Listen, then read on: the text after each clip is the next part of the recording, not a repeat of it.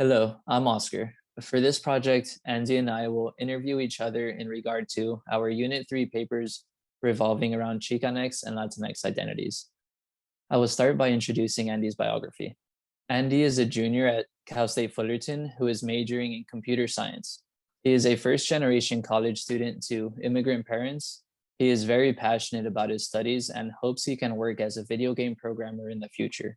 If that doesn't work, he wants to be a high school computer science teacher. In his high school, there weren't that many computer science classes, but he was lucky enough to enroll in one that made him study computer science in college. He hopes to introduce and encourage other high schoolers into going into this field. What he likes to do in his free time is enjoy the sun, play some video games, and hang out with his friends. He hopes to be able to go back to on campus to enjoy the rest of his college career. Next, I will interpret my understanding of Andy's essay. Andy does a great job of identifying how identities of Chicanx and Latinx communities have shaped over time, from the Spanish Conquista to modern events like the LA riots. He clearly defines the basis of the paper, which is transnationalism, and how it lets us define and understand a set of experiences or ideas from one nation and how they explain or compare to other countries in the world. His first body paragraph discussed how Chicanx and Latinx responded to being exploited and the difference between political identities of Chicanx laborers in contrast to Braceros. It was difficult being reminded in the essay how atrocious the Braceros' living standards were and how if they were to try and unionize or protest, they'd be removed. He then makes the connection to how transnational experiences are occurring in countries like Palestine and Israel, where he uses the example of Saudivar and her colleagues being harassed because of their skin tone. Lastly, he demonstrates examples for why people were willing to cross a border for the life they were seeking and the beliefs of the domestic people toward the immigrants. He concludes by synergizing how Unit 3 lets us analyze Chicanx and Latinx identities to better understand the identities of other racialized groups around the world. Now I will interview Andy based on what he wrote in his Unit 3 essay. Is there an example you can compare the prejudices that Saudivar and her colleagues faced to an incident from a previous unit? Yeah, great question. I could actually connect the experience that Savidar and her colleagues went through to what the San Antonio Four went through in from Unit One. So the San Antonio Four were seen as a threat because they were deviant or different from the rest of society. They were accused and jailed for allegedly sexually assaulting two little girls. Despite not being any concrete evidence, the women were sentenced to prison because they were brown lesbian women. They made claims based on skin tone and gender. Because of their gender and skin tone, assumptions had been created that were against the four women. They were seen as animals, threats, and part of a cult whose goal is basically to sexually molest little girls to be like them. Such as in the case, an example is during the courtroom, they had various people who were against them and had an idea and ideology, you could say colonial morality about specific people. In this case, brown people. This is similar to Savidar and her colleagues due to being brown women who didn't fit the picture of the usual quote unquote American, thus being deviant. The soldiers looked at Salvador and her colleagues as a national threat and questioned their citizenship. Just like San Antonio 4, they were both targeted for their skin tone. Yeah, 100%, Andy. Great example. Next, the Israeli border official saw Marta Saudivar and her colleagues as a threat due to their brown skin tone. Would this be the influence of colonial morality seen in Unit 1? Yes, what Salvador and her colleagues went through in the Palestinian border can be explained by colonial morality from Unit 1. Colonial morality is the ideology where one's identity, physical and sexually, is seen as immoral and wrong and wanted to change it. It was created when the Spanish conquistadors came to Latin America, saw the natives who resided there, and made their goal to quote unquote save them. They did so by destroying their identities and culture and replacing them with their own. They were seen as savages and a threat because they didn't look like them. They spoke different, they dressed different, and had different traditions. Over time, this ideology evolved and changed while still containing the fundamental ideologies. In today's society, anyone belonging to the racialized community who has dark skin is seen as a type of threat. An example is from Johnson's reading, Spatial Entitlement, Race, Displacement, and Sonic Reclamation. It mentions how in the 60s, police would turn away white customers from John Dolphin's of Record Shop, because it was too dangerous to be in a place where the black community resided. This ideology has been integrated to many systems of society that people just don't realize it, just as the soldiers' reactions to Savidar and her colleagues. Great. Now, based on your paper, you mentioned some of the specific reasons why people migrate to other countries. If you were to consider all of these cases, did you notice an overarching reason for why people put their lives through the danger of crossing borders? Yes, I can. So, after seeing the various testimonies of why people cross borders, uh, the overarching reason why is due to virtue reasons. So, people put their lives on the line crossing national borders for a better future, not only for themselves but for their families. Documentary Walls serves as a perfect counter narrative to the many accusations made against them. These range from, they come to other countries to cause crime, steal, and drain their resources. In reality, the documentary Walls shows a different perspective. Many immigrants go through the risk of crossing national borders because they want to be with their kids, they want to survive, and they want to have something to eat. As a Zimbabwe immigrant mentioned, he doesn't want to go to another country to become a millionaire. He just wants to go to another country to be able to earn some money, to be able to afford a house, and be able to feed his kids. These people are gambling with their lives because it is not guaranteed that they're going to make it to the other side of the border. Like shown in the film, there are immigrants who have died crossing the US-Mexican border due to having to go through a desert with little to no water. It is similar with the Zimbabwe and South African border. Many immigrants crossing can be killed and eaten by wild animals. As mentioned by a South African border official, they would rather have the immigrants eaten by an animal because it will make their life way easier. These people don't do it because they want to, they do it because they have no other choice. It is either to stay in their home country and continue to suffer or take a chance for a better life. Like the wife of Bracero mentioned, where they live, they had nowhere to buy food and nothing to buy with. So it is obvious that many immigrants had to do this. Yeah, absolutely. You definitely made some good points there. Next, Spaniards were privileged with their spatial entitlement. Do you think they saw that privilege was being challenged by immigrants?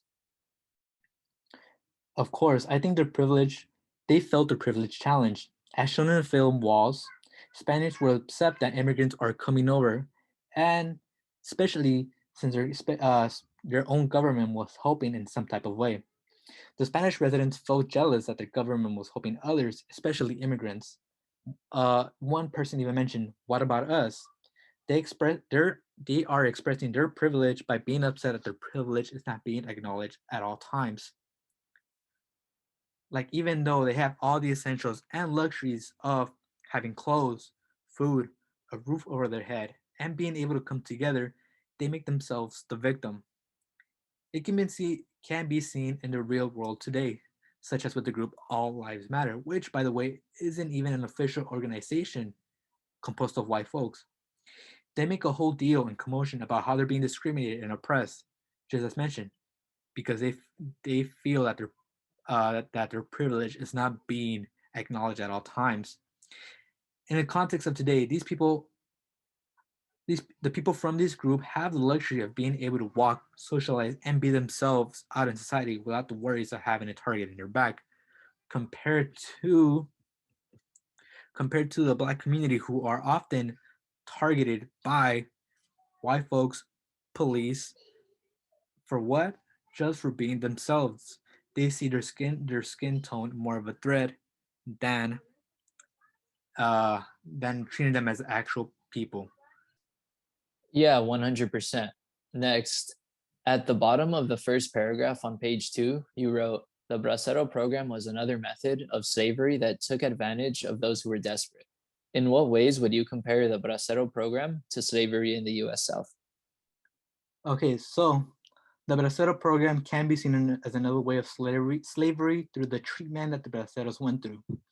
Uh, Slavery was when the black community was stripped from their rights and dehumanized. They weren't treated as humans, but as property. They were often mistreated and harassed. In a similar fashion, braceros were seen as tools instead of humans. They were seen as dispensable since if they were injured, sick, or didn't meet the requirements, they were replaced by another worker. This is also the case when they wanted to unionize and fight for their rights. As the bracero stated, they would get removed. Before hiring them, the braceros will go through a full body inspection just to make sure they're good workers. Similar to slaves, the majority of the time braceros weren't paid for their work. They weren't paid at all or only a few dimes. The living conditions that they lived in were horrible and weren't human-like. They didn't have any AC during the summer where the temperatures went over 120 degrees, as Bracero mentioned. There wasn't enough space for them to sleep. Oftentimes, they were cramped into a small space, and there was no support for hygiene at all. Like a former Bracero testified, they lived worse than animals. So, yes, in a way, the Bracero program can be seen as another way of slavery. Yeah, you definitely made some great points and connections. Lastly, what did you learn from this course and final project? What I learned from this project specifically is that issues and experiences that Chicanos and Latinos go through are very similar to other racialized people on the other side of the world. This discrimination and oppression aren't unique to a specific country or racialized group.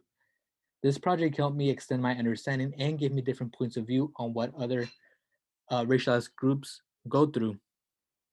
This course is very important because it helped me understand how and what ended up creating the Chicano and Latinx community that we know today. I understand from where they're coming from and for what they are fighting for today. Now, Oscar and I will be switching roles. I am going to start with reading Oscar's biography. Oscar is a business finance major who will be graduating this summer and is excited to have more free time after being done with school. He is not passionate about his full time job in social media marketing for a REIT, but it does help him support his family, so that makes it worth it to him. He is passionate about coaching baseball at Ontario High School, where he graduated from. His goal is to help his players to be able to afford college via baseball. This is his goal because he had baseball scholarships that he ended up denying in order to support his family. So he wants to prevent other people in similar situations being limited because of financial reasons. His favorite activity is snowboarding, but it doesn't like him back since he broke both of his arms doing it. He also enjoys reading, spending time in the outdoors, and getting to know new people. Now I'm going to interpret Oscar's paper on this unit. In his paper, Oscar talked about the experiences of the Chicanx and Latinx community in the US, across borders, and how a form of it can be seen throughout the world. He talked about the struggles and the lack of political identity Mexican braceros had under the Bracero program. It was a program that was created with the goal to break unions. Braceros weren't allowed to come together with other Chicano laborers, which created some tensions. The program didn't value the human rights and were seen as mere tools. Like Oscar mentioned, the program gave no leverage to braceros, thus reducing their political identity. He also talked about how Chicano activists saw immigrants as their people by understanding their struggles.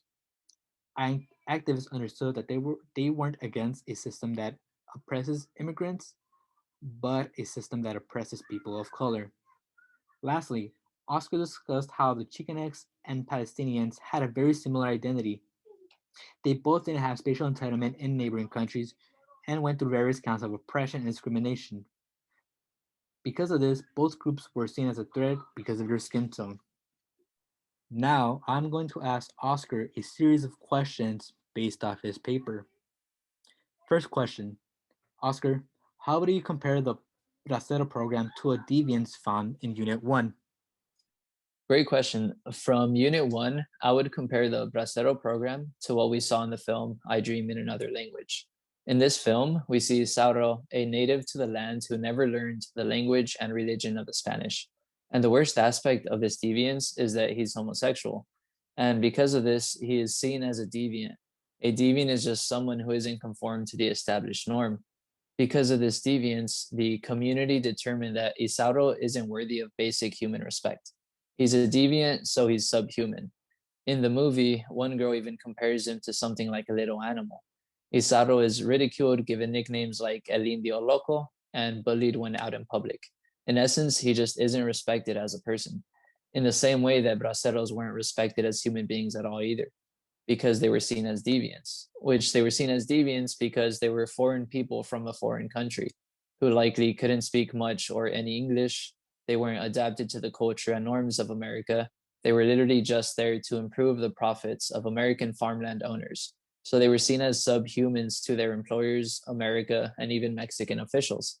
In the film Harvest of Loneliness, we see how harshly they were inspected like animals when still in Mexico to see which of these potential farm workers were in qualified physical condition.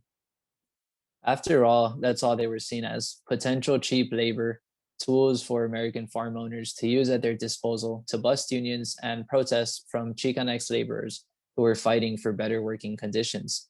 Being deviants and foreigners, they weren't even allowed basic rights like being allowed to congregate with the domestic Chicanx and Latinx laborers. They're segregated into terrible living conditions where many braceros would often have emotional breakdowns. They weren't even given wages that they were promised, and in some cases, braceros were paid as little as a penny for a week of work. And because they were deviants, there was nothing that they could do about it. Good response, Oscar. Now to the next question.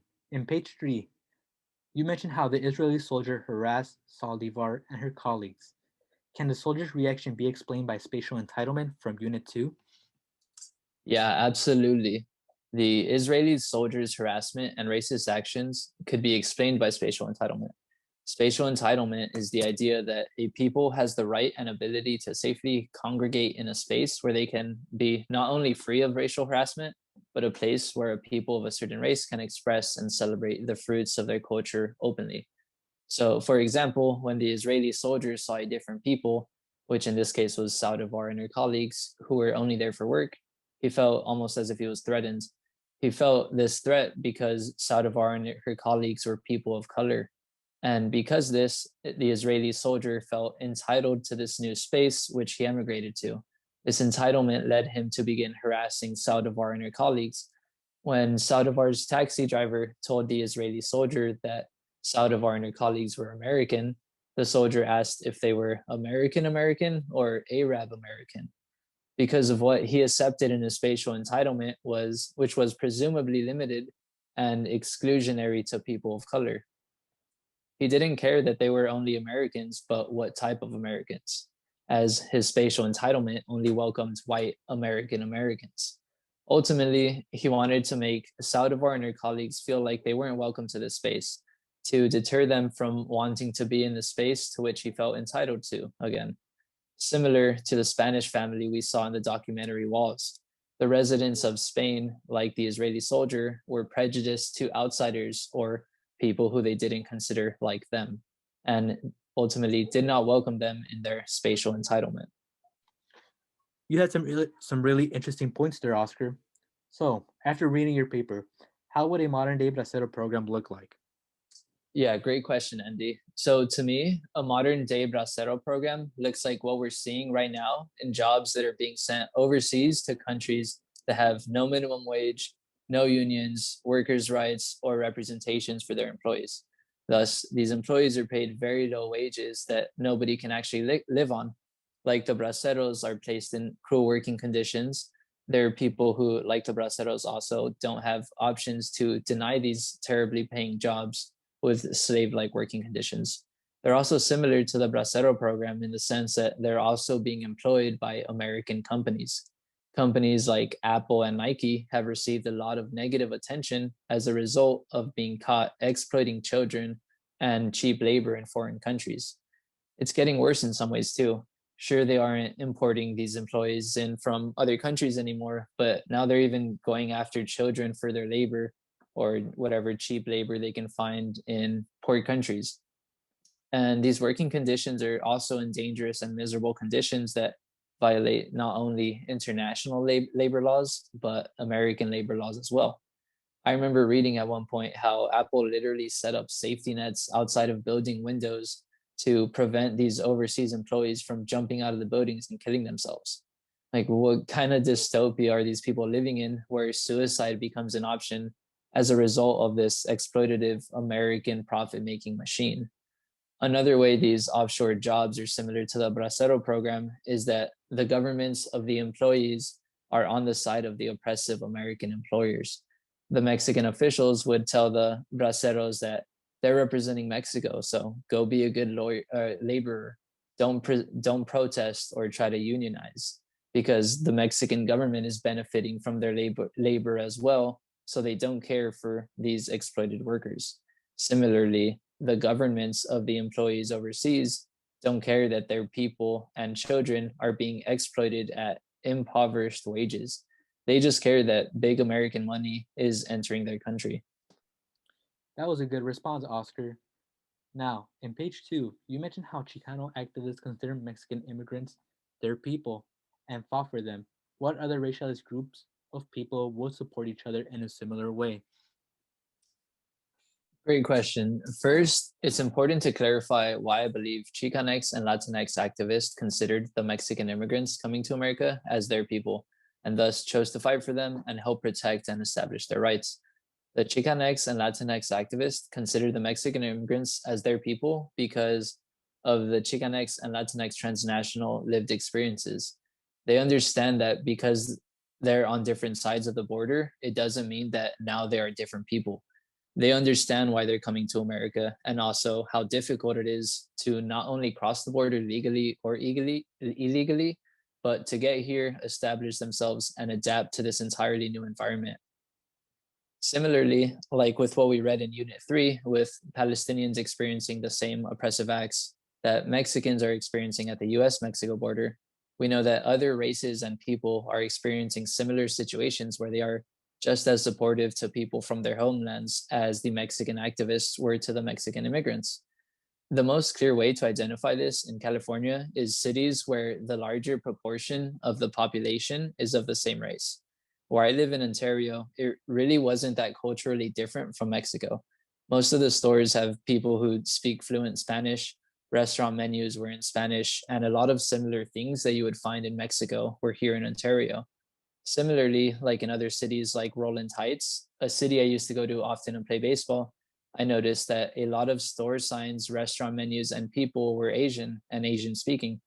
When I was there, I couldn't just go into any restaurant because I kind of worried that I wasn't able to speak the Asian language or read their menus. But this makes it easier for whichever race of people was migrating to America to find a city that supports their culture and allows them to make a smoother transition in adapting in America. You had some valid points there, Oscar. Last question. In your paper, you mentioned Senate Bill 1070, which allowed law enforcement to racially profile anyone they deem as reasonable suspicion of being undocumented. Obviously, there are many problems with this. What will be the long term effects of this bill being passed? Yeah, there are definitely a number of long term effects that would come from this bill being passed. I think initially in Arizona, it would cause a snowball effect for racist cops, not only in attracting more racist cops to Arizona, where they would feel like they would be more legally protected by the law when being racist in their line of duty, but also in them getting more and more comfortable being racist. With how things currently are, the snowball effects of cops becoming more racist is pretty frightening and would likely lead to more dangerous scenarios that would in turn lead to more people of color being harmed. Another long-term effect of Senate Bill 1070 being passed is that other states with similar racist ideologies would begin to follow suit. they would probably begin passing similar laws in their own jurisdictions and might even pass other laws with racist demeanors as well. That's another rabbit hole that we really don't want to find out where it might lead to. The long term effects would surge more open racism that would be closeted as officers saying that they're just doing their jobs in the same way that in the documentary was that the border patrol agent in South Africa told the immigrants trying to cross the border that he's only doing his job, justifying his immoral actions behind legality and employment. More officers would begin sidelining their responsibility and accountability as peace officers, claiming that they're only doing their job and following the law. Another thing is that it would also set the country back closer towards times where the country was more racist. We would begin losing more progress that was being made to fight racism and reach a more fair and equitable country. You had some valid responses for these questions, Oscar. So, what did you learn from this course? Definitely a number of things. One of the things that stuck with me the most is what we learned in Unit 1 in colonial morality and things that the Spanish did to perpetuate their ideologies and how they forced their beliefs on the indigenous people. That's when I made the connection that some things really haven't changed in regard to the systemic oppression of minorities. And it's not just minorities of color, but of sexual orientation too, like in the case of the San Antonio Four. The underlying message for me was that was just how low the level of intolerance there really is systemically, and that we may not be progressing as a global population as much as I once thought we were, especially after this last unit where we introduced to how other countries are facing similar situations. And even though so many people are aware of what's happening, it's so difficult to really bring about justice and change. Like Israelis were throwing grenades in Palestinian mosques a few days ago, but will there be any justice? Probably not. So ultimately, it was a pretty frustrating semester learning this course's material, but I'm glad I'm more aware of the realities regarding Chicana and Chicano identities and what's going on around the world. Thank you, Oscar. And with this, we conclude the interview project for our Chicano Identities course. We hope you enjoyed.